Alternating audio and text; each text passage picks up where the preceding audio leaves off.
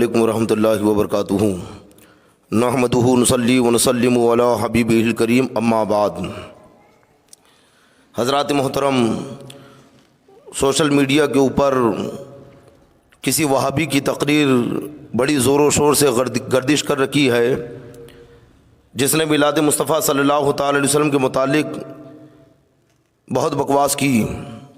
اہل سنت والجماعت کو یہ وہابی دیوبندی قصداً پرسنل میں یا گروپ میں وہ تقریر اس کی بھیج رہے ہیں تاکہ سنی سنیں۔ ایک صاحب نے مجھے بھی بھیجی اور کہا کہ حضرت اس کے تعلق سے اگر کچھ ہو تو آپ بیان کریں۔ اس میں اس تقریر کے اندر کہا ہے کہ میلاد منانا بدعت ہے اور اس کا شریعت میں کوئی ثبوت نہیں ہے۔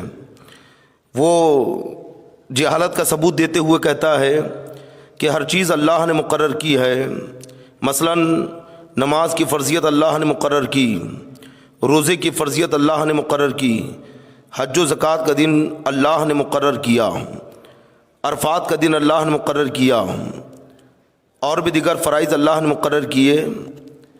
تو پھر انہیں کس نے حق دیا ہے کہ یہ میلاد کا دن مقرر کر رکھے ہیں، 11ویں شریف کا دن مقرر کر رکھے ہیں؟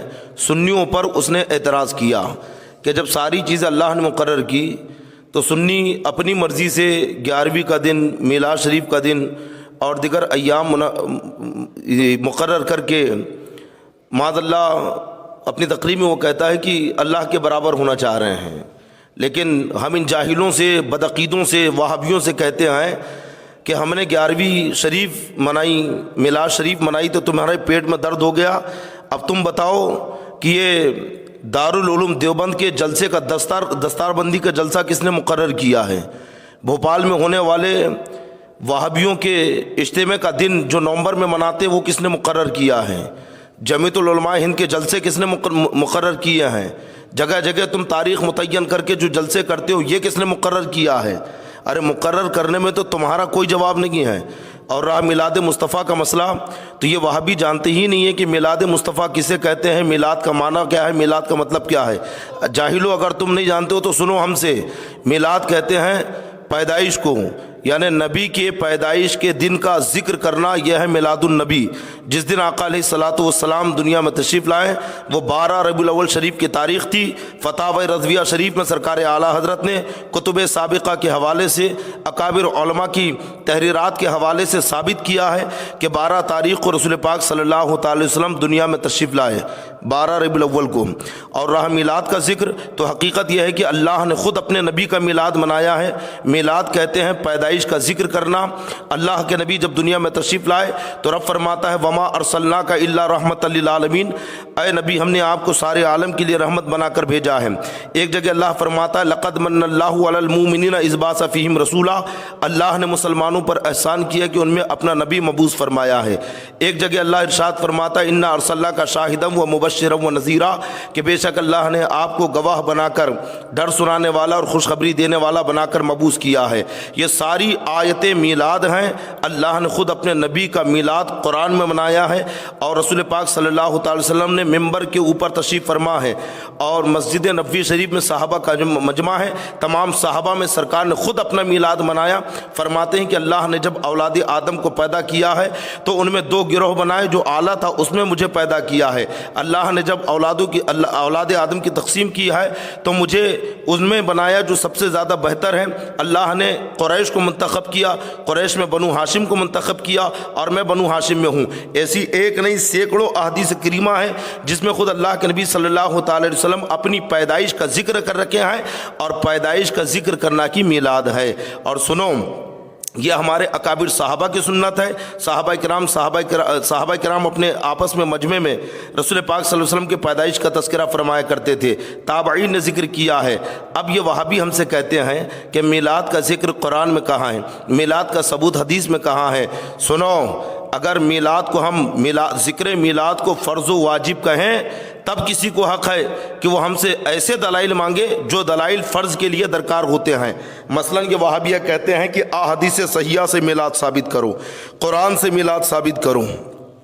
ارے قرآن و احادیث صحیحہ ان مسائل کے اوپر پیش کی جاتی ہے جسے فرض قرار دیا جائے، واجب قرار دیا جائے، میلاد مصطفیٰ صلی اللہ تعالی وسلم منانا یہ صحابہ کی بزرگوں کی سنت ہے، اور یہ مستحب اور افضل کام ہے، اور افضل کام کے لیے ایک دم اتنی بڑی دلیل کی ضرورت نہیں ہے، بلکہ اگر فضیلت ثابت ہو جائے اور یہ فضیلت ضعیف حدیث سے بھی ثابت ہو جائے تو یہ ہمارے لیے کافی ہے۔ لیکن اس کا یہ مطلب نہیں ہے کہ آقا علیہ الصلوۃ والسلام کی فضیلت صرف ضعیف حدیثوں سے ثابت ہے، بلکہ احادیث صحیحہ بھی اس کے اوپر موجود ہے، دلائل موجود ہے۔ قرآن و حدیث میں اللہ کے نبی صلی اللہ علیہ وسلم کی عظمتیں بیان کی گئی ہیں۔ رب فرماتا ورفعنا لک ذکرک، اے نبی ہم نے آپ کے ذکر کو بلند کر دیا ہے۔ جب اللہ خود اپنے نبی کا ذکر قرآن میں کر رکھا ہے تو ہم اپنی مسجدوں میں کریں تو کیا برا ہے؟ ارے ہم ربیع الاول میں کریں، 12 ربیع الاول شریف عید میلاد النبی کے دن نبی کا تذکرہ کریں، یا محرم میں کریں یا شعبان میں کریں، تو کون ہوتا ہے ہمیں روکنے والا؟ ارے نبی کے ذکر کے لیے کوئی دن مقرر نہیں ہے، جب تم چاہو تب نبی کا تذکرہ کرو، جب تمہارا دل چاہے تب نبی کی تم عظمتیں بیان کرو۔ یہ رب تبارک و تعالیٰ کی طرف سے حکم ہے۔ خود فرماتا ہے یا ایھا الذین آمنوا صلوا علیہ وسلموا تسلیما، یعنی اے ایمان والو تم نبی پر درود بھیجو اور خوب خوب سلام بھیجو۔ اللہ نے نماز کا حکم دیا، وقتوں کے ساتھ فرض کر دیا، حج کا حکم دیا، وقت کے ساتھ باندھ دیا، زکوٰۃ کا حکم دیا، وقت کے ساتھ متعین کر دیا، روزوں کا حکم دیا، مہینے کے ساتھ باندھ دیا۔ لیکن جب درود و سلام کا حکم دیا تو کوئی وقت مقرر نہیں کیا، بلکہ حکم دیا کہ جب چاہو تب تم اپنے نبی کا ذکر کرو، جب چاہو تب تم نبی کی تعریف و توصیف بیان کرو۔ لہذا کسی بھی وہابی دیوبندی غیر مقلد کو حق نہیں کیا ہے کہ وہ اہل سنت والجماعت سے اتنا ٹرا کر بات کریں کہ دلائل پیش کریں۔ اگر دلائل دیکھنا ہی چاہتا ہے تو امام ابو نعیم کے دلائل النبوت اٹھا کر دیکھ، علامہ جامی کے شواہد النبوت اٹھا کر دیکھ، حضرت شاہ عبدالحق محدث دہلوی رحمۃ اللہ علیہ کی مدارج النبوت اٹھا کر دیکھ، امام قسطلانی کی مواہب لدنیہ اٹھا کر دیکھ۔ سینکڑوں کتابیں موجود ہیں، احادیث کریمہ کی بھی کتابیں ہیں، تواریخ کی کتابیں ہیں، اور بھی بہت ساری سیرت کی کتابیں ہیں جس میں رسول پاک صلی اللہ علیہ وسلم کی عظمتیں بیان کی گئی۔ سنی مسلمانوں خدا کے لیے ان وہابیوں کے فریب میں نہ آؤ اور ان کی تقریریں نہ سنو۔ میلاد مصطفیٰ صلی اللہ تعالی وسلم کے تعلق سے یہ بدعقیدہ وہابی دیوبندی غیر مقلد اہل سنت والجماعت کو پریشان کرتے ہیں کہ قرآن سے ثابت کرو، احادیث صحیحہ سے ثابت کرو۔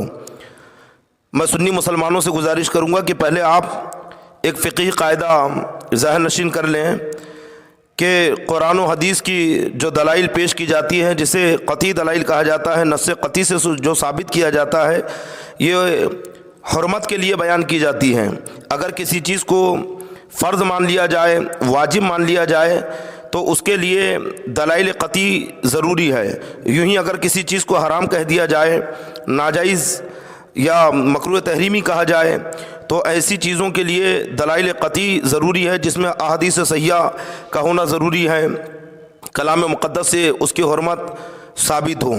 اب رہا عید میلاد النبی صلی اللہ تعالی وسلم منانے کا مسئلہ، تو اہل سنت والجماعت کے نزدیک میلاد مصطفیٰ صلی اللہ علیہ وسلم کا تذکرہ یہ افضل ہے، اعلیٰ ہے، باعث برکت ہے، اور ہمارے اکابر بزرگوں کا طریقہ ہے، لیکن ہم اسے فرض نہیں کہتے ہیں۔ اور جب ہم فرض نہیں کہتے ہیں تو کسی بھی وہابی کو حق نہیں ہے کہ وہ ہم سے ایسے دلائل طلب کریں جیسے دلائل فرض کے ثبوت میں پیش کیے جاتے ہیں۔ جب ہم اسے نبی کی فضیلت مانتے ہیں اور اسے باعث برکت سمجھتے ہیں تو ایسی چیزوں کو ثابت کرنے کے لیے ضعیف دلائل بھی معتبر ہیں اور ضعیف دلائل سے بھی ثابت ہوتا ہے، لیکن اس کا یہ مطلب نہیں ہے کہ صرف احادیث ضعیفہ میں ہی اللہ کے نبی صلی اللہ علیہ وسلم کی عظمتیں بیان کی گئی ہیں، بلکہ حقیقت یہ ہے کہ قرآن نبی کی عظمت کے اوپر شاہد ہے۔ جو قرآن پڑھتا ہے، سمجھتا ہے، جسے اللہ سمجھنے کی توفیق دیتا ہے، وہ قرآن میں بخوبی نبی کی عظمتوں کو جانتا ہے۔ اسی طرح سے بخاری شریف، مسلم شریف، ابن ماجہ شریف، ترمذی شریف، جتنی احادیث کریمہ کی کتابیں ہیں، ان تمام کتابوں کے اندر نبی کی عظمتیں موجود ہے۔ خصائص الکبریٰ میں علامہ جلال الدین سیوطی رحمۃ اللہ علیہ نے نبی کی شان بیان فرمائی ہے۔ بہقی شریف اٹھا کر دیکھیں، مسند امام احمد اٹھا کر دیکھیں، جتنی بھی حدیث کی کتابیں ہیں ساری کتابیں نبی کی عظمتوں سے بھری ہوئی الحمدللہ، اور نبی کا میلاد منانا، نبی کی عظمتوں کا ذکر کرنا، یہ ہمارے اکابر اور بزرگوں کا طریقہ ہے۔ لہذا سنی مسلمانوں ان وہابیوں کے فریب میں نہ آؤ، اور اگر میلاد مصطفیٰ صلی اللہ علیہ وسلم کا ثبوت دیکھنا ہی ہو, دلیل دیکھنا ہی ہو, تو یہ مدارج النبوت اٹھا کے دیکھ لے, معارج النبوت اٹھا کے دیکھ لے, دلائل النبوت اٹھا کے دیکھ لے. اور اگر یہ کہتا ہے کہ نہیں ہم یہ ان کتابوں کو نہیں مانتے, ہمیں تو قرآن سے دلیل چاہیے, ہمیں تو حدیثوں سے دلیل چاہیے, تو ہم پہلے کہتے ہیں کہ وہابیوں تو مدارج النبوت کی کیوں نہیں مانتا, پہلے یہ بتا. تو خصائص الکبریٰ کی کیوں نہیں مانتا, پہلے اسے بتا.